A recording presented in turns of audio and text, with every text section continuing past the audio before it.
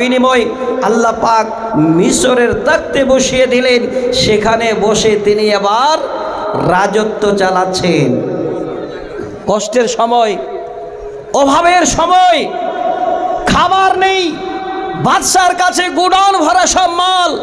এবার বাদশাহ এলান করছে, এই রকমের আমার তরফ থেকে দেশবাসীদের রেশন দেওয়া হবে, তাড়াতাড়ি করে তোমরা এসো। ইতিহাস আপনাদের জানা, আল্লাহর কোরআনের কথা বলছি। এবার সবাই চারিদিক থেকে আসছে। যেই ভাইরা এত কষ্ট করে দুশ্মনী করে হযরত ইউসুফ আলাইহিস সালামকে ফেলে দিয়েছিল কুয়ায়, ওই ভাইরা সবাই সামনে গিয়ে এবার সওয়ালের হাত বাড়িয়ে দিয়েছে। উনি দেখছেন এরা কেউই নয়, এরা হলো সেই আমার ভাই, সেই হলো সেই দাদারা যারা আমাকে নিষ্ঠুরভাবে কুয়ায় ফেলে দিয়েছিল। আজকে তারা আমার কাছে রেশন নেওয়ার জন্য লাইন লাগিয়েছে। আমার দিনী বন্ধু, হে আমার ভাইজান, আমি আপনাদের বলছি, অনুরোধ করে, জীবন চলতে গেলে, জীবন যতদিন থাকবে কষ্ট আমাদের আসবে। আর কষ্টটাকে যদি মাথা পেতে মেনে নিতে পারেন, আপনার জীবন ধন্য হবে। তবে পরের কিছু নিয়ে আপনি আপনার জীবন কোনোদিন ধন্য বানাতে চাইবেন না। পরের কিছু নিয়ে বললাম, আসছি একটা হাদিসকে আপনাদের সামনে তুলে ধরব। এই কথাটাকে একটু নক করে রাখবেন। কষ্ট হবে নিচে, আপনি নিজে কর্ম করুন। অপরের উপর চাপ দিয়ে কিছু নিয়ে আপনি বাদশাহ হতে পারেন না। আরেকটা বুখারীর হাদিস শোনাচ্ছি। আজকে ইসলাম আমাদের কাছে কত হাতের মুঠে। আজকে যদি এই রকমের আমরা আল্লাহ রসুলের কাছ থেকে এই বার্তা না পেতাম, তাহলে আমরা মানুষ হয়তো এত কষ্ট বরদাস্ত করতে পারতাম না যত কষ্ট আল্লাহ রসুল নবীরা করেছেন। এটা একটা নমুনা আমাদের। হযরত আয়েশা সিদ্দিকা রাদিয়াল্লাহু তাআলা আনহা, তিনি আল্লাহ রসুলকে জিজ্ঞাসা করছেন, ইয়া রাসূলুল্লাহ, আমি আপনার কাছে জানতে চাই, উহুদের দিনের থেকে এর থেকেও বেশি কি কোনো ওই রকমের আপনার জীবনে কষ্টের কোনো দিন এসেছে গো নবী? দেখবেন সহিহ বুখারীর হাদিস। নবীজি বলেন, আয়েশা ভালো করে শুনে নে, উহুদের দিনের থেকেও এমন একটা দিন আমার কাছে এসেছিল যখন আমি ইয়ামা নামক জায়গায় পৌঁছাই। হে আয়েশা, এই রকমের তোমার কিছুই বংশের লোকেরা যারা সেই জায়গায় আমি যখন তায়েফে পাড়ি দিলাম আল্লাহর এই কালামকে যেন বুলন্দ করার জন্য, ইসলামকে পৃথিবীর মানুষের কাছে এবার প্রচারের জন্য। হে আয়েশা, সর্বপ্রথম আমি যখন তায়েফে গিয়ে ঢুকলাম, একটা লোকের কাছে গেলাম যার নাম হলো আব্দুল্লাহ বিন কিলাল। আমি তার কাছে গিয়ে ইসলামের এবার দাওয়াত দিচ্ছি। আমার কথা নিল না, এমন করে আমার কথার উপরে তার জন্য ও নিয়ে আসলো। সেই এমন একটা আমার সঙ্গে ব্যবহার করলো যে সেই তায়েফবাসী যেন বাচ্চাদের দিয়ে আমার উপরে, আমার গায়ে তারা আঘাত করতে লাগলো। এত বড় আঘাত হলো যে আমার শরীর থেকে এবার খুন বাইতে লাগলো, আমার শরীর রক্তে লহুলহান হয়ে গেল। কেউ নেই আমার পাশে দাঁড়াবে, একজনও নেই। আমি মনের দুঃখে সব মাথা পেতে মেনে নিয়ে সেখান থেকে একটু আমি বেরিয়ে গেলাম, একটা জায়গায় দাঁড়ালাম। জায়গাটার নাম হলো কারনুস সালিব। সেই জায়গায় দাঁড়ালাম, যেটা সবাই আমরা জানি যে ইয়ামানবাসীদের জন্য, নাসবাসীদের জন্য সেটা হলো মিকাত। সেখান থেকে ওনারা হজের মিকাত বাঁধেন। সেখানে আল্লাহ রসুল দাঁড় হলেন। দয়ার কান্ডারি নবীজি আমার দাঁড়িয়ে আছেন, সেখানে আগে পিছে কেউ যেন নবীর নাই। সেই কঠিন দিনে আল্লাহ রাব্বুল আলামিনের ওয়াদার এক খণ্ড মেঘ এবার ভেসে এসে নবীর মাথার উপরে যেন এবার দাঁড় হয়ে গেল। নবী যেন ছায়া পেয়ে গেলেন, শরীর থেকে রক্ত ঝরছে। অনেক নবীর আমার জন্য কষ্ট হয়েছে। মেঘ এসে মাথার উপরে দাঁড়িয়ে গেছে। ইতিমধ্যে আল্লাহর একজন ফেরেশতা নবীর সামনে এসে হাজির। এসে বলছেন, মুহাম্মদ সাল্লাল্লাহু আলাইহি ওয়াসাল্লাম, একটু পড়বেন, আপনার সঙ্গে যে দুর্ব্যবহার তারা করেছে আল্লাহ সব শুনেছেন, সব দেখেছেন। তবে শোনো ওগো নবী, আমি হলাম এই পাহাড়ের ফেরেশতা। এই পাহাড়ের দায়িত্বের জন্য আমাকে আল্লাহ দিয়েছেন। আমি সেই পাহাড়ের ফেরেশতা নবী গো, তোমার কাছে এসেছি। একবার খালি আমার কথাটা শোনো। ইয়া মুহাম্মাদ যালিকা ফি মাশিতা ইন শিতা আন উদবিকা আলাইহিমুল আকশাবাইন। হে নবী, একবার শুধু খালি তুমি বলো, অর্ডার করো। তুমি যদি বলো আমি এই পাহাড়ের ফেরেশতা সমস্ত রকমের লোকজনকে যারা আপনাকে কষ্ট দিয়েছেন দুইটি পাহাড় এইভাবে করে নিয়ে এসে একসঙ্গে করে দিয়ে জীবনের মতো তাদের জন্য আমি পিষে গুঁড়ো করে দেব। নবী আমার দাঁড়িয়ে আছেন। জীবনের এত কষ্ট, এত আঘাত, শরীর থেকে যেন খুন বাইছে, তারপরেও আল্লাহ নবীর মুখে এইটুকু কথা বের হলো না। এত বড় নবী যেন সাবির ছিলেন, এত ধৈর্যশীল ছিলেন। উনি এবার বলছেন, ওরে ফেরেশতা শোনো, আমি নবী যেন আমার কথাটা তোমাকে জানাচ্ছি। বাল আরদু আইখুরিদাল্লাহু মিন আসলাবিহিম ওয়া মাইয়াবুদুল্লাহ ওয়াহদাহু ওয়ালা ইউশরিকু বিহি শাইয়্যা। আল্লাহর নবী এবার সুন্দর করে ফেরেশতাকে বার্তা দিলেন, ওরে আল্লাহর ফেরেশতা শোনো, না না না, আমি এই রকমের জন্য অর্ডার দিতে পারি না।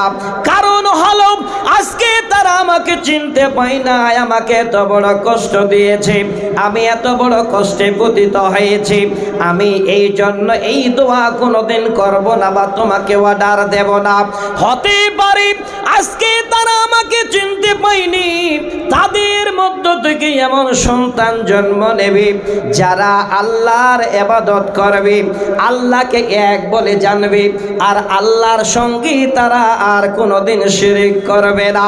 আল্লাহর হাবিব ধৈর্যের পাহাড় বুকে বেঁধে নিয়ে এই জন্য কথা বললেন। এবার বুঝেন, আজকে যদি নবীর মুখে এই কথা না বের হয়, সবর না করে যদি অর্ডার দিয়ে দিতেন, তাই মরুভূমিতে যেন শ্মশান হয়ে যেত। আজকে খুলে দেখেন ইতিহাসের পাতা, বর্তমানে তায়েববাসীরা যেন এক আল্লাহর প্রেমী। আমার দিনী বন্ধু, আজকে ধৈর্যের ফল আপনাদের এই মাদ্রাসা। তবে আপনাদের অনুরোধ করব, এই হাদিসের, এই কোরআনের তাফসিরে একটা হাদিস আমি আপনাদের সামনে তুলে ধরব। সেখানে সেই কথাটা বলবো যে পরের জিনিস নিয়ে কোনোদিন মানুষ ধনী হয় না। আর পরের জিনিস বরদাস্ত যদি না করতে পারেন, তাহলে আপনি সবর করনেওয়ালা হতে পারবেন না। পরের জিনিস কি? এটা হলো সমাজের একটা ব্যাধি, সমাজের একটা বিমার, সমাজের একটা রোগ।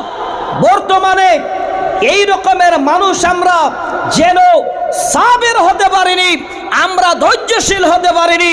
মানুষের জিনিসের উপরে লোভ আমাদের বেড়ে যাচ্ছে। এটা নয় যে আল্লাহ কষ্ট করবো, আল্লাহ তুমি আমাদের দেবে।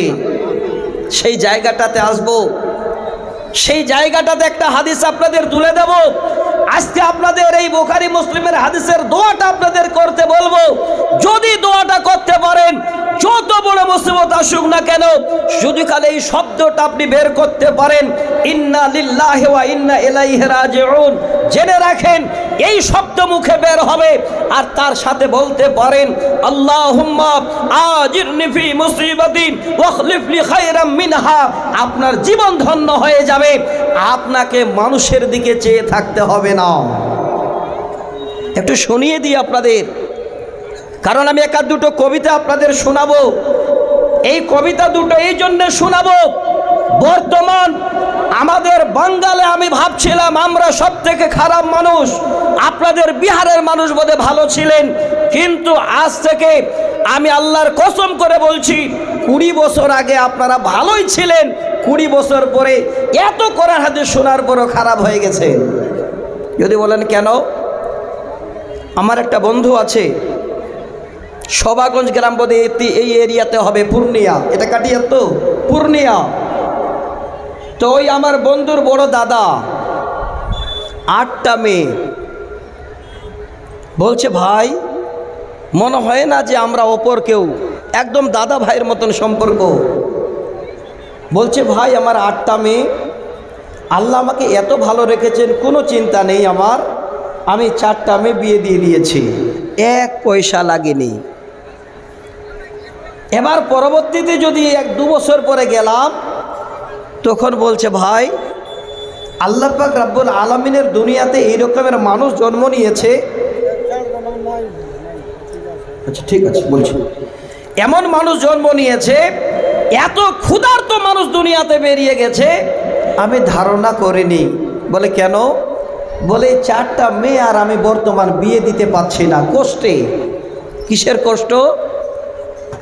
আমরা বলি দান, ডিমান্ড, আপনার কি বলেন জাহেজ, তাই তো? একটু হাঁ হু বলবেন। আপনাদের দেশে কি জাহেজ নেন? আপনারা নেন তো? নেন না? আলহামদুলিল্লাহ। গাড়ি নেই? হ্যাঁ হ্যাঁ, একটু খুলে বলছি, ঠিক আছে, তাহলে আরো ভালো লাগবে। এখন বলছেন মাওলানা যে জাহেজ ওরকম বেশি নিয়ে না, এটা করে গাড়ি নে। আচ্ছা গাড়িটা জাহেজের মধ্যে পড়ে না? পড়ে না? আমি অনুরোধ করছি, আপনারা ইমানদার, এটা পরিচয় দিয়েছেন, আপনারা ধৈর্য সহকারে বসে আছেন, যারা এখানে বসে আছেন চট করে একবার হাত দেখিয়ে দেবেন। এই বিয়েতে যারা গাড়ি নিয়েছেন কে কে একবার হাত দেখান। ইমানদারের পরিচয় দেখেন, একটাও নাই, আছে? আর যত বাইক এখানে এসেছে জালসায়, আমার মনে হয় আধা বাইক বোধহয় শ্বশুরের দেওয়া। হ্যাঁ, 90% থেকেও বেশি না। আমি একটা কবিতা আপনাদের শোনাবো। এবার শ্বশুরের বাইক আপনারা পেয়েছেন, আর এই বাইকটা পেয়ে আপনারা এখানে খুব আরাম করে এসেছেন। আপনাদের কবিতাটা না শোনালে আমারও কিন্তু মনের মধ্যে শান্তি আসবে না। আমি ইনশাআল্লাহ আপনাদের কবিতা পুরোটাই শোনাচ্ছি, যে যেখানে আছেন একটু ধৈর্য ধরবেন, আশা করি কাজে দেবে। কেন বলছি? এত বড় একটা নেয়ামত আপনি মেয়ে পাচ্ছেন, তার উপরন্ত আপনার বাইক কেন? আপনি কেন? হ্যাঁ খুলে বলছি, দাঁড়ান, যেতে দেন আমাকে। আজকে এই রকমের পুরুষ নামে আপনি নাম রেখেছেন, আপনি হলেন একজন পুরুষ, আপনার পুরুষত্ব আছে। একটা মেয়েকে আপনি পাচ্ছেন জীবনের সঙ্গিনী, যার থেকে আপনার কাছে আর যেন পৃথিবীর বুকে কোনো নেয়ামত হয় না। সেই মেয়েটাকে পাওয়ার পরেও আবার মেয়ের বাবার উপরে এত চাপ কেন আপনার?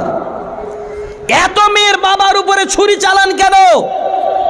খুঁজে দেখবেন, রাজমিস্ত্রির জোগাড়ি করে, মানুষের বাড়িতে জন দেয়, হোটেলে কাজ করে। এবার যখন বিয়ের টাইম হয়ে যায়, দাদু বা নানা যখন বলে হাজি তুমি বিয়ে করবে না, তো বলছে না না বিয়ে তো করব, খুঁজে দেখো যেন একটা ভালো গাড়িগুলাও হয়। বউ আগে নয়, আগে গাড়ি। আল্লাহর কসম করে বলছি, এই প্রথা আজকে কেউ কোথা থেকে চালু হলো? এই বরযাত্রী আজকে কোথা থেকে চালু হলো?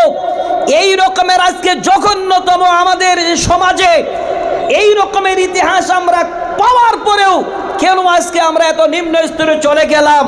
আমি কয়েকটা কথা আপনাদের বলছি এই হাদিসটাকে কেন্দ্র করে, ইনশাআল্লাহ এই দোয়াটাকে কেন্দ্র করে, যে আপনি যদি আজকে পুরুষ মানুষ হন, ধৈর্য ধরেন, এক পয়সা আপনি শ্বশুরের কাছে নেবেন না, একটা গাড়ি শ্বশুরের কাছে জোর করে নিলেন, আল্লাহ আপনাকে তাতে বরকত দেবে না। আর আপনি যদি সবর করে জীবনের নিয়ামতটাকে নিয়ে নিতে পারেন, আর আল্লাহকে যদি ডেকে জীবনযাপন করতে পারেন, আপনার জীবনে কোনোদিন মালের অভাব হবে না। সহিহ মুসলিমের হাদিসের হাওয়ালা দেব। কিন্তু এখন এই বাইকটা সবারই জন্য মনে হচ্ছে ফরজ হয়ে গেছে। এই যে কিছু কিছু জিনিস ফরজ আমাদের জন্য, এই ইসলামের খুঁটি 5টা, তার মধ্যে আমরা জানি আল্লাহকে সাক্ষ্য দেওয়া, তারপরে যাকাত দেওয়াটাও ফরজ যাদের মাল হয়েছে। কিন্তু এখন বর্তমানে ছেলেরা আমরা ভাবছি একটা বাইক নেওয়া আমাদের জন্য ফরজ। বাইক নিয়েছেন ঠিক আছে, আপনি ডিমেন্ড নেবেন না, জাহেজ নেবেন না, ছুঁড়ে ফেলে দিন। আপনার যদি পুরুষত্ব থাকে, আপনি যদি একজন আল্লাহর নবীর উম্মত হন, এই রকমের কোনোদিন অপরের জোর করে কোনো বাইকে হাত দেবেন না। আজকে আপনি এই এতেকাদ করে যান, 6 মাসের মধ্যে আল্লাহ আপনাকে বাইকের ব্যবস্থা করে দেবে। যদি বলে কি করে, হযরতে জুলাইবিবের হাদিস আপনাদের জানা আছে, খুবই আলোচনা করেছি আমি হযরতে জুলাইবিবের হাদিস, যে এত গরিব, দেখতেও ভালো নয়, বিয়ে করলেন, বিয়ে করে বাড়ি ঢুকলেন, খাবার যখন নেই বাড়িতে, নফল ইবাদত করেন, আল্লাহকে রাজি করার জন্য তারা নামাজ পড়েন, আল্লাহ পাক এত বড় যখন রাজি হয়ে গেলেন, সেই সময় বলা হচ্ছে আনসারীদের মধ্যে আল্লাহ এত ধনমাল দিয়েছিলেন যে জোলাই বিবির স্ত্রীর মতো কেউ যেন দান সাদকা করতে পারত না। আজকে এই জায়গায় আমরা পৌঁছে গেছি। আর যুবক ভাই, আপনারা আমরা সবাই আজকে জাহেজ নিয়ে আর শ্বশুরকে এই রকমের মাথায় চাপ দিয়ে শ্বশুরের সঙ্গে সম্পর্ক নষ্ট করেছি। পরের বাবার গাড়ি তো গায়ে লাগে না, লজ্জাও লাগে না। আপনি যে বাইকটা চালাচ্ছেন, শ্বশুর ঘরে ঢুকছেন, আপনার আদব কায়দাও পর্যন্ত হারিয়ে ফেলেছেন, আপনার বাইক চালার কায়দাটাও যেন নেই। কবিতাটা নোট করবেন। যদি নিজের কামাই করা গাড়ি হয়, তাহলে ওই গাড়িটা খাল উঁচাতে আপনি এত উড়াবেন না। আর যদি শ্বশুরের দেওয়া গাড়ি হয়, আপনার কোনো রকমের মায়া থাকবে না। আর যদি ফকটিয়া তেলটা আবার বাবার কাছ থেকে নিতে পারে। কবি বলছে, বাইকটা দিচ্ছে শ্বশুর মশাই, আব্বা দিচ্ছে তেল, তাই তো আমার গাড়ির সাথে জেট বিমান শ্বশুর বাড়ি ঢুকছে, আমরা স্করপিও গাড়িতে আসছি, তো স্করপিও গাড়ি যদি একটু স্লো করছি তো বাইক আগে সাঁ করে পেরিয়ে যাচ্ছে, রাস্তা ছোট। নিজের পয়সা দিয়ে কিনা হতো তাহলে দরদ লাগতো, কিন্তু এটার দরদ আজকে নেই গো দিনী বন্ধু। জানে যেটা ফকটিয়া বাইক আছে। শুনবেন, আমি কবিতাটা আপনাদের সামনে তুলে দিচ্ছি খুব মনোযোগ সহকারে, যে আপনার আমার পরিণতি কি হবে শেষে একটু ভেবে দেখে। কবি যেন বললেন, বাইকটা দিচ্ছে শ্বশুর মশাই, আব্বা দিচ্ছে তেল, তাই তো আমার গতির সাথে জেট বিমান ফেল। দুর্ঘটনা ঘটলে ঘটক, দুর্ঘটনা ঘটলে ঘটুক, আমার কিসের ভয়, গেলে যাবে বাপ শ্বশুরের, আমার কিছু নয়। তেল তো বাবার, বাইক তো শ্বশুরের, আমার আবার কি? চালাচ্ছে, উড়াচ্ছে। চললে আমার মোটর গাড়ি, চললে আমার মোটর গাড়ি, জোরসে মারো টান, কে কি বলে শুনবো না, আজ ধরছি চেপে খান। বলে ভাই একটু আস্তে আস্তে, বলে না, আরো উড়াচ্ছে। আহা আহা কি মনোরম গায়ের বাঁকা রাস্তা, 100 কিলো ঘুরে এসে করবো রে আজ নাস্তা। এমন গতি তুলব রে আজ আমার গতি দেখে, এমন গতি তুলব রে আজ আমার গতি দেখে, থমকে যাবে পথের পথিক পন্থ চলা রেখে।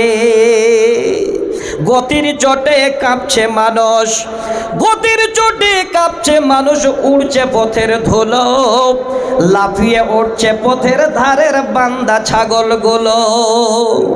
গতি আরো বাড়িয়ে দিলাম, গতি আরো বাড়িয়ে দিলাম, প্রতাপে সরু হঠাৎ দেখি সামনে একটা বিশাল বড় গরু। তা উড়াচ্ছে, রাস্তা ছোট, গরুতে রাস্তায় গরু বাঁধা আছে, তারপরেও নতুন জামাই উড়াচ্ছে শ্বশুর গ্রামে এসে। কবি যেন বলেন, ধাক্কা লেগে হোন্ডা আমার, একটা গরু দাঁড়িয়ে থাকলে তো তার দুর্ঘটনা ঘটবেই। ধাক্কা লেগে হোন্ডা আমার পড়ল গিয়ে খাদে, আমার তখন হুঁশ ছিল না, ফিরছে 2 দিন বাদে।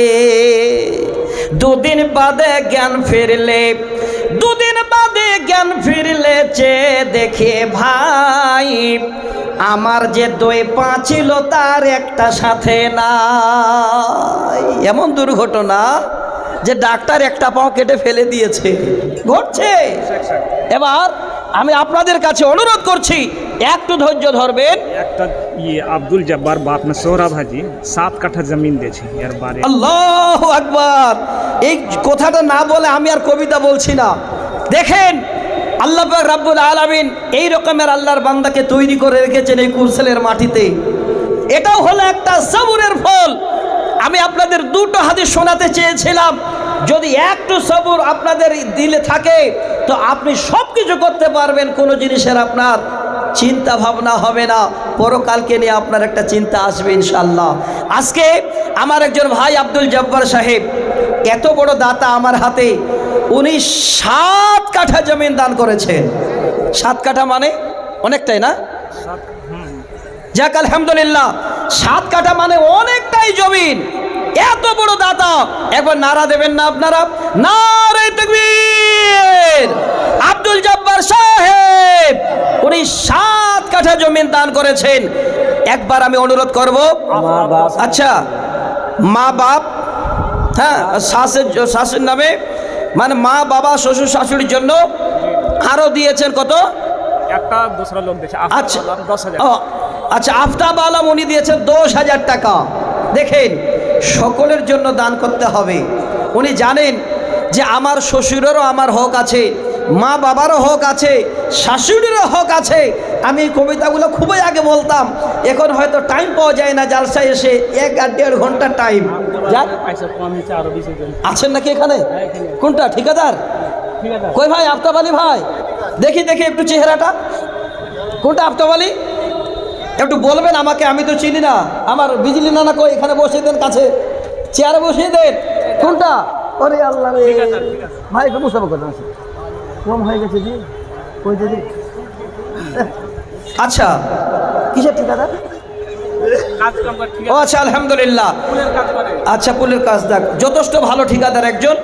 আমি আমার আফতাব ভাইয়ের কাছে বড় আশা করে একটা কথা বলবো, কথাটা যেন আমার রেখে দেন ভাই। ভাই, আপনি 12 মাসে 12,000 নয় আর 10,000 টাকা দিয়েন 12 মাসে। আপনারা আমাকে বলবেন না? চেহারা দেখে আমি ভাবছি ভাই বলে মনে হয় 10,000 দিবে কিনা, তাই? আল্লাহু আকবার। ভাই তাহলে আমি ঠকে গেলাম। হ্যাঁ, 50? কত? আচ্ছা যাক, আমি তো জানি না ভাই, আমি কোথাটাকে ঘুরিয়ে নিচ্ছি। আসলে কি সুন্দর নাম। কথা ছিল আফতাব ভাই এই গ্রামেতে সম্মানের জায়গা পেল আল্লাহর তরফ হতে। এত বড় ঠিকাদার ভাই আফতাব নামেতে এসে দান দিতে চায় আল্লাহ তোমার রাহেতে। আচ্ছা দেন ভাই, খুব ভালো যান হয়ে যাবে ইনশাল্লাহ হয়ে যাবে। বড় ঠিকাদার একদম আপনি যে এইভাবে করছেন জি কি করে হবে ইয়ারাই বানাইছে তাই? আল্লাহু আকবার। এই ভাইও ছাড়বে না আর আমিও ছাড়বো না। আর পুলের যে কামেজি 300 বস্তার কাজ হলে দেখবেন 150 বস্তা ঢুকিয়ে যায়, 150 বস্তা সাইডে। যাক আলহামদুলিল্লাহ। মহিলা প্যান্ডেল একটা মাইলক 2000 টাকা দিয়েছে, পুরুষের লাগি চাইছে আব্দুল গাফার। আল্লাহু আকবার।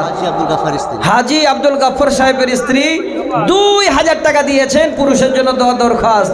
আমি দোয়া করছি মা, আপনাদের একটা হাদিস শোনাবো বুখারীর, এই আমার মাজমুনের ভিতরে ইনশাআল্লাহ চট করে না না কম হয়ে যাবে 20,000 হয়। হ্যাঁ হ্যাঁ কে দিবে জি দেন। পয়সা 20,000 আর কে পয়সা দিবে কত? যাক আপনি সারা বছরে 50,000 শোনেন, সারা বছরে 50 করবেন। আচ্ছা শুনুন, আপনি 25,000 করবেন, যান আজকে যান। আলহামদুলিল্লাহ আলহামদুলিল্লাহ। খুব একটা চাপ দেওয়া গেল না ভাই। যাক উনি 25,000 টাকা দিলেন। আল্লাহ তুমি দানকে কবুল করে, এটা 25 লিখে নেওয়া না হয়ে যাবে ইনশাআল্লাহ। আচ্ছা ভাই আর ঠিকাদার আছে কার দুটো? যদি থাকেন তাহলে একটু সুযোগটা যখন পাওয়া গেছে দিয়ে দেন। আমি আপনাদের কাছে আলোচনা। নাজির হোসেন আছেন এখানে? কোনটা? ওরে আল্লাহ রে, চেহারা দেখেই মনে হচ্ছে যে নাজির ভাই হিষ্টপিষ্ট হয়ে আছে। কই জি নাজির ভাই? ওয়ালাইকুম সালাম। খুব ভালো ছেলে তাই না? যাক আলহামদুলিল্লাহ। বলেন, আমি তো মানে ওনাকে বলতে পারছি না কত হবে। ওটাই ঠিকাদার একটু কমজোর, এমনি কমজোর বলছেন, বডিতে কমজোর নয়, ওনাকে এখানে লড়িয়ে দেবে। হ্যাঁ তাহলে এটার একটা নিয়ামত, একটা শুকরিয়া আদায় করতে হবে। আচ্ছা ওনারটাই করে দেন আপনি, হবে তো না কমে গেল? আচ্ছা হয়ে যাবে, যাক ইনশাল্লাহ 25,000। নাসির ভাই 25,000 টাকা দেবেন। ভাই আমি প্রাণ খুলে আপনাদের জন্য দোয়া করব। আমি বড় মুসাফির, 5,000 টাকা কম করে কম করতে হবে না। হ্যাঁ ঠিক আছে তাই কি কম করতে হবে না জি, হয়ে যাবে। আচ্ছা তোর যেটা ফোন দেখি না 25,000। আচ্ছা হারুন রশিদ সাহেবের স্ত্রী উনি 1,000 টাকা পাঠিয়েছেন। আচ্ছা কত দিলেন? 20,000। আপনি দাঁড়ান। এ ভাই আমি জোর করবো না, 20,000 টাকা দিয়েছেন। হ্যাঁ বোনটাকে ভালোবাসে না, যদি বোনটাকে ভালোবাসতো তো 25 বলেছিলাম, 25-এ দিত। আচ্ছা স্ত্রীকে মানুষ ভালোবাসে না, বাসে না? যদি স্ত্রীকে ভালোবাসে থাকে আর 5,000 টাকা দিবে না, না হলে কিন্তু রাতে তর্ক হবে, তোর ঝগড়া হবে। ভাই দেন আমার বোনটার জন্য 5,000।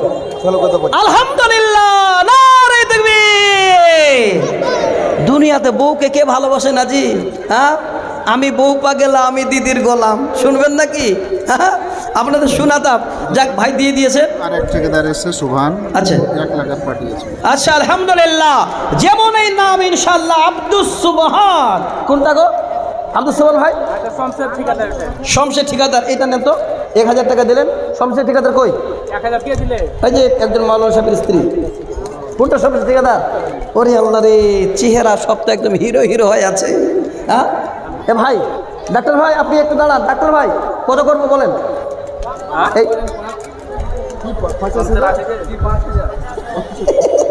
কম হয়ে যায়, ওইভাবে করিয়েন না। মানুষের কাজটা হবে ইনশাআল্লাহ, সারা জীবনের নেকি আপনারা পেতে থাকবেন।